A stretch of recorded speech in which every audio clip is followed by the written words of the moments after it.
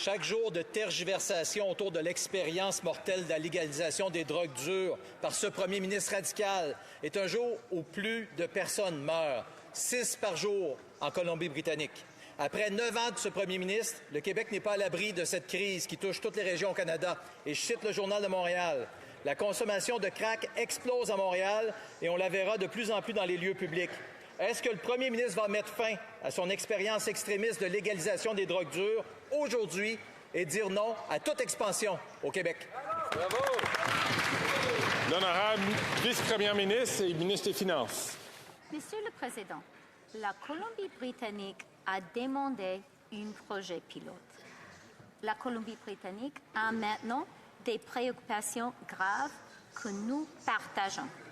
Et c'est pourquoi nous travaillons avec urgence, en étroite collaboration avec la province pour répondre à ces préoccupations. Mais, Monsieur le Président, on doit souligner que ce sont des tragédies.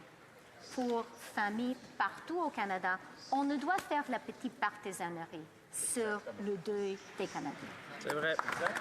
L'honorable député de Mégantic-L'Érable. C'est pas de partisanerie de parler de seringues au sol, de scènes dégradantes et de débordements à 2 pas d'une école à Montréal. Maintenant qu'on sait que l'expérience radicale de la légalisation des drogues dures en Colombie-Britannique du premier ministre, supportée par le Bloc, a été catastrophique et mortelle. Le député bloquiste de Joliette a dit en cette Chambre, l'espoir est que ce projet pilote permettra de tracer la voie. Le député de Rimouski lui a dit, nous, au Bloc québécois, avons la profonde conviction que c'est un pas dans la bonne direction. Le Québec n'en veut pas. Est-ce que le premier ministre peut assurer de cette Chambre qu'il ne suivra pas les conseils radicaux du Bloc québécois? Bravo! L'honorable vice-premier ministre et ministre des Finances.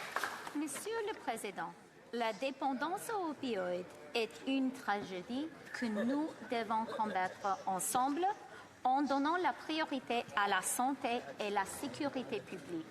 Mais, Monsieur le Président, les conservateurs ont juste dit que la politique de notre gouvernement est extrémiste et radicale.